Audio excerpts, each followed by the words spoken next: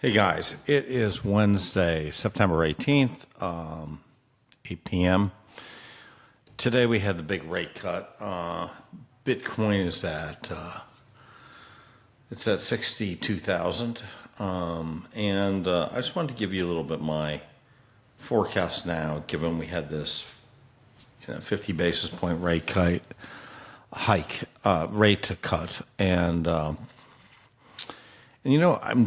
put a post on this on Twitter, and it really, I really like Mark Moss's thinking.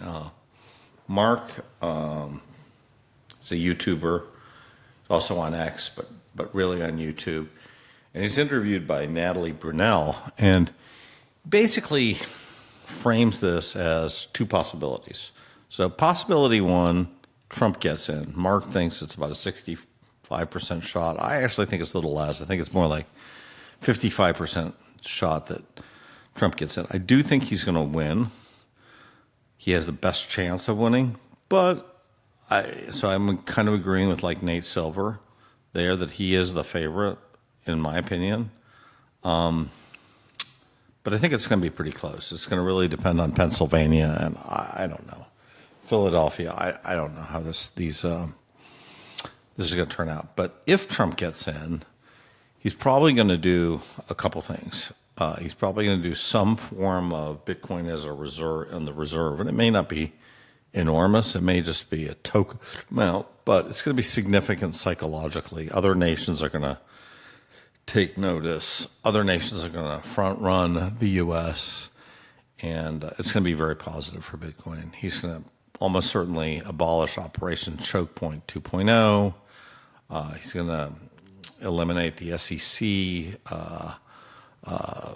sort of obstacles to the greater crypto ecosystem. I think that's going to go away.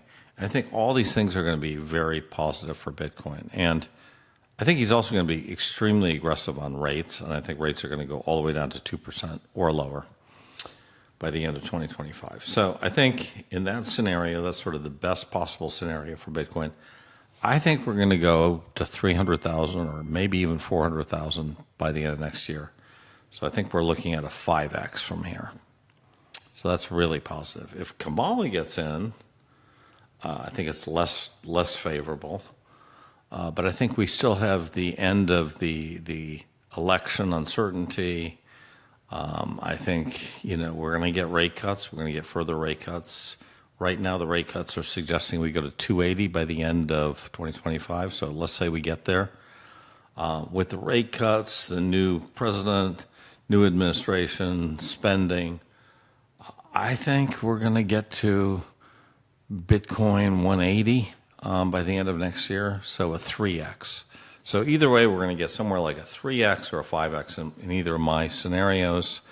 And that's going to require something like, it's going to require something that's going to push the market cap from 1 trillion more or less to something like 4 trillion more or less. So you're going to need 3 trillion of additional market cap, which is going to require about $100 billion at a multiple of about 30. So can we find $100 billion in this kind of environment? I think we can, because we have currently $6 trillion sitting in money markets. We have this huge rate cut, first year of the cycle.